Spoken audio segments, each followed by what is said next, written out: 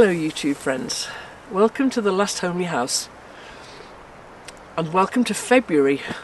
It's very cold here in the north of England, but I have a cold, but I do try and get out for a walk once a day if I can, and I've got a lovely walk here just outside my house. But I've also got a fabulous sewing project that I've been doing whilst I've been sitting next to the fire, so I want to get back to that. It is good to get out if you can though. And so I'm going to sit here for a couple of minutes and enjoy this winter sunshine and then head back to a lovely warm drink, I think, and some stitching.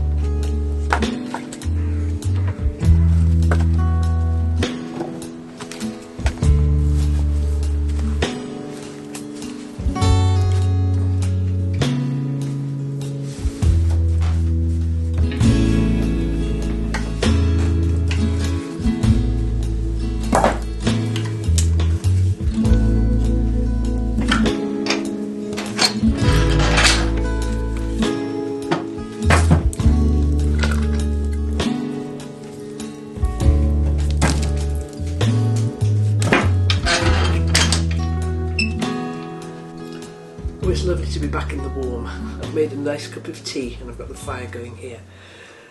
And these last few days where I've been feeling a bit full of cold and not wanting to do very much, I've actually got this project back out again. So colourful and sunny, isn't it? Now, if you've been here a while, you'll know what this is. This is a quilt that I'm making for my grandson. His sister, I made a quilt for her some years ago, and it's a colour wash hexagon quilt I made for Agnes, but this one's for Emil, and I started it, I'm embarrassed to say, maybe 2 years ago. Well, how old is he? He's not 2 yet, but I think I probably started it before he was born. Now, what is this quilt? It's absolutely a joy to work on. It really is. It's lovely. All hand stitched, these little pluses that I'm making here. And when I first started to design this quilt, I made a lot of the pluses out of colourful fabric. Beautiful free spirit fabric, all sorts of fabric, but a lot of it was free spirit. And then I talked to the baby's mum and dad, and Adam, who is, you may remember from some of the things he's done on the channel, he's helped me lay out the book, Kate's Book of Things. He was behind all the beautiful colours and all the layout and the look of that's in the shop, and he was responsible for that. I was thrilled with the way he did it. Anytime you see a thread box, he will have designed the cover for the thread box, the Aurifil thread box. And so I know that he's got a very particular idea and a particular taste in colour and form. So I showed him all of these. I had a basket full of these that I'd made, and I had a few of these, and I wasn't surprised at all when he was more drawn to the solid colours and the geometric shapes that these make than he was with the patterned ones. And what was lovely was I gave them, he and Martha, my daughter, a big basket full of them all, and a load of pins and the design board. I said, there you are, put some of this on the design board for me to have a look at, see what you think. I think the thing is, I wanted to make this quilt, but I wanted them to have this particular pattern, but I wanted them to have some input into it. And so I stepped back and left them to it, and they designed this very colourful solid colours. These are Kona solids. I bought a Kona solid charm pack. You can do it with jelly roll as well. Some of this is jelly roll. And I had these fantastic colours here. All the colours that Adam absolutely loves. He loves bright colours. But then what I loved about doing that was Martha then came along and took 1 or 2 of them out and put in one of my patterns. So what we have now, it's a bit precariously pinned together. I was sewing on this all day yesterday to get it a little bit further along. It's still got an awfully long way to go. And drop my glasses, need those later. And I've just pinned the next ones that I'm sewing on the edge here. But what you can see now with that kind of idea, that it should be lots and lots of solid colours and every colour in the crayon box, but then Martha has added in these few little accent pluses, which I think makes it look fabulous, and it makes it more enjoyable to sew as well, because every now and then I come across one of these or one of these, and I like that a lot. So it really couldn't be more colourful, could it? And there is no rhyme nor reason to it. I'm just making sure that there are no two colours that are the same next to each other. So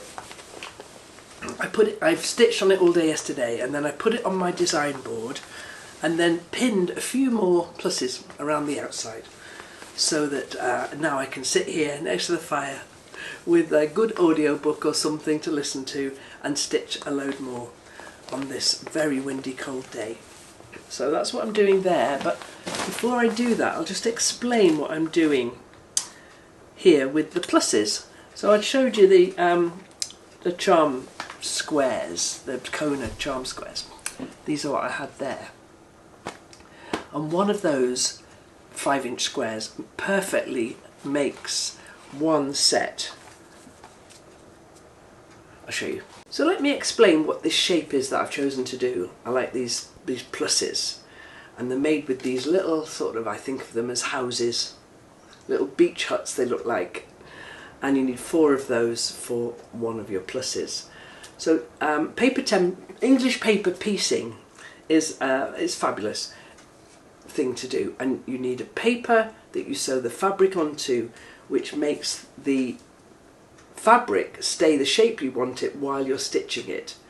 Now, before we talk about the fabric and how you make the individual one of these, you need the paper templates first of all, and you can buy paper templates from all sorts of places, but you can also download sheets of paper templates, and this is one very kindly given freely by Mollie Johansson.com at wildoliveblogspot.com. So I'll leave the link to this one in the description below.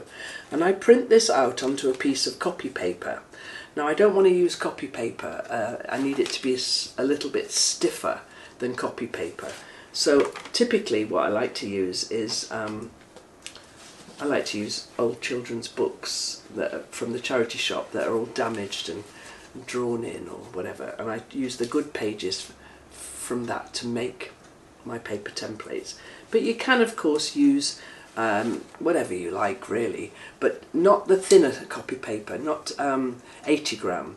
Use 100 gram or 120 gram if you can.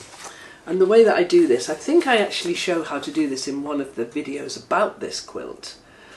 And there's a wee playlist about this, which you'll find in the description below, which is the Plus Quilt playlist. Those videos are a bit old because I've stopped work on this quilt for quite a while. But basically what I do is I stick this to my cutting mat with 6 or 7 sheets underneath it of something else, and then cut it out with my modelling knife, so that I then end up with a whole load of these, enough to keep me going for a while. Now I know there'll be a question about this, and so I'll say now that I leave my papers in until the thing is finished, to give it structure, so that the reason I like to do this, take your papers out if you want to, but I take them out because I don't like the weight of the whole project pulling on the stitches that I'm making. So I leave the papers in till the end, take them all out at the end, takes ages. There's another thing as well about how to baste these onto the shapes, but before we do that, let me talk about how this particular size is absolutely perfect for making one little cross. So I take one of my charm squares, and I have to fold it really, really carefully. Fold it in half, fold it in half again.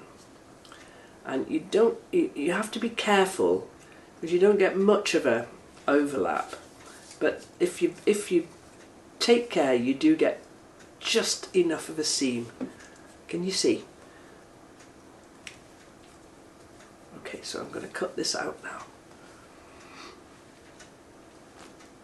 This has been a wonderful thing to do this last couple of days, sitting here by the fire, listening to the wind roaring outside. It's all I've been equal to, really. So I cut those into what is ostensibly 2.5-inch square, which is why a jelly roll will work. And then what I'm enjoying is I'm just cutting the scraps off into the hearth there, and that then is ready to be basted onto my templates. A couple of ways of basting. I thread baste because I always have done. You can glue baste, and I've seen people do this as well, which I don't think I'd be able to get my head round, where they get this thing here and clip it down with a binding clip. I think I'd be I think I'd get a bit frustrated, and they clip them, all 6 of them down. I'd be too frustrated with that one. So I thread baste, and I've just put my thimble down, and I can't find it again because I can't sew without a thimble. Ah, there it is, I see it. Now, I'm going to be stitching this together in a minute, and I'm going to be using really good quality thread. But when you're basting, you don't need good quality thread. You just need something, you know, something cheap from your stash. You see what I mean about it being quite small there and there, but if you're careful, you can do it, no problem. Okay, so I've shown how to thread baste before, and if you're a glue baster, that's fine too, I don't mind what you do. All you're trying to do is get the fabric onto the paper so that it takes on the shape of the template, so that when you're stitching it together, it'll be lovely and accurate. So can you see how I'm pressing it with my thumb and finger? I'll do that, this last one I'll show you again. I just press them, sort of finger press them like that, and fold it over, and then secure the last one in here, so that when I get to the end I do an overstitch. And when it comes to taking this out, it's really easy. You just find the big knot and pull it, and then take the stitches out, and the paper comes out easily. So that one there needs 3 more, and this one's got its 3 more. So this one's got its 4 here, and so these then go together quite simply into a plus shape. And the way that I sew those together, and this is when I do use my lovely Aurifil thread. I like Aurifil, it's strong, and it's thread I've been using for years, and I really like it. And I use a colour, a grey, a pale grey, which disappears into pretty much anything. And this one is 2600 if you're interested, in 50 weight. I have these for sale in the shop too. Okay then, so I'm going to put these 2 together like that, line them up, and then stitch them over and over. And I stitch 2 together and 2 together, and then all 4 together. Make my stitches quite small, and as I'm telling you in detail about this, I didn't think I was going to do that, but I am. You just catch your needle through the fold. You're not going anywhere near the paper. If you're careful with the papers, you can use them again when you take them out. You can almost feel with the tip of your needle that you're not going through the paper. And then when I get to the end, here, almost, quite close together, because my aim in doing this is not to be able to see the stitches from the front. I mean, you know, the world won't end if you can see your stitches, but try not to. I get to the end there, do 1 or 2 over stitches extra, and bind it off like that. Okay, and then let's have a look. Can we see my stitches? Not really. And that's my hope, is that when this has got even a tiny bit of strain on it, the stitches remain embedded in the fold there. So I'm going to do the other 2 now, and then stitch the 4 together. So we've got the 2 halves now, and I'm going to line up the centre seam here and these 2 edges very carefully. That's what I love about English paper piecing, it's the precision. And then, do you see how I bury the knot underneath that fold? It's just habit. And then we're going to go again.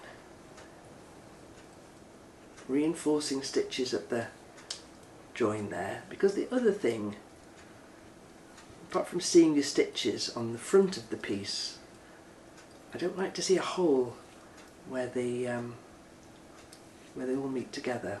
If you can avoid it, you know, it's not the worst thing, but if you can avoid it, it's good. Okay.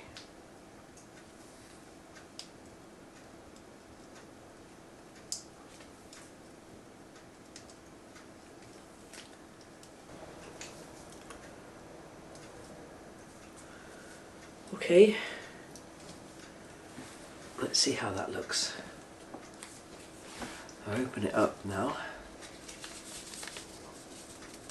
So the two things I'm trying to avoid are big visible stitches and a hole in the middle. And that looks okay. And I know I just said, didn't I, about making sure your stitches are close together. But there's a happy medium. A little while ago I taught my daughter-in-law Anna how to sew hexagons together. She's making a beautiful pink, mostly, colour wash hexagon piece. And she was doing it at home. And I said, yeah, make sure your stitches are nice close together, Anna. And she really took me very seriously. And her stitches were so close together, it was silly. There were far too many stitches in there. So I'm going to say, strike a happy medium. Don't have them too far apart, but don't have them so dense that if you make a mistake and you need to unpick it, you can't, because the stitches are just bound in there forevermore. You'll find your own happy medium, I know you will. So there is another plus from this bunch of coners that I've got here. And what I did yesterday, I put this on the board from where I'd been sewing it all day. Let's see if I can show you on my knee. This piece here is growing a bit like an octopus. And then I pinned the next series of pluses along the top edge. I'm trying to keep it mostly uniform shape. But I pinned some more of these pluses on here, enough to keep me going for another nice long evening of stitching. And it gets a little bit unwieldy when you're sewing it like this, but my thing about English paper piecing is, if you think that this is like attacking you or you're attacking it, the thing to remember is you're only sewing two seams together. When you're sewing English paper piecing, you're just concentrating on that inch. That's all you're sewing. And all the rest of it can get scrunched up and you can scrunch the papers up no problem, because they're all safely secure inside there with their basting stitches or glue. And then you can sew the next piece on and open it out. So that's what my plan is to do for the rest of this afternoon, is to sew those ones on. There's a few at the top and at the bottom. Then I like to press it, because it always looks lovely when you press it, really nice. Stick it back on the board again and design a bit more. And how I'm doing it is, I've got this big pile here of the solid colour ones, and I've got my solid colour coners. I've got some little clipped together bits of beach huts, and then here, let me see, I've got them all tucked up on this chair. It's very nice and cosy here. I've got a few more of these, which are the colourful ones. So every now and then, not in a regular way, I'm not putting them so that, you know, they're spotted around regularly. Just when I feel like the solid colour needs breaking up, I'll put one of these in. It's lots of fun. Don't look for a finish on this one anytime soon, because that's not my style. You know that. If you've been here any length of time, you know that I like to do something for a while, and then something else will take my interest and I'll do that. It doesn't mean that I'll not get back to this. I will. And I always get sort of... I always find a new excitement every time I get back to something like this. And that happened with this when I picked it up a couple of days ago. So it's going to happen now for a little bit while longer, and it'll grow a bit more. But I want it to be the same size as Agnes's quilt, which is a single bed size quilt. And if you're interested in seeing pictures of this and Agnes's quilt, we have a lovely Pinterest board that my daughter-in-law Anna put together, which is lots of images of the things I like to make, and partially made things, which is quite a lot of things actually partially made. But you'll find that on the Pinterest board, and I'll put a link to that in the description below as well. But yeah, so my afternoon is completely set now. I've got these little stray ones around the edges to sew on. I'm going to enjoy doing that. Then if I stop enjoying doing that, I've got more of these little guys to sew together, and then I've got these to sew together into pluses. So there's a variety of jobs, and then I'll pin it on the board again, and I'll either design a bit more or I'll find another project that I want to continue with, because I have a lot. For now though, I'm going to say thank you so much for watching today. Don't feel sorry for me with this cold.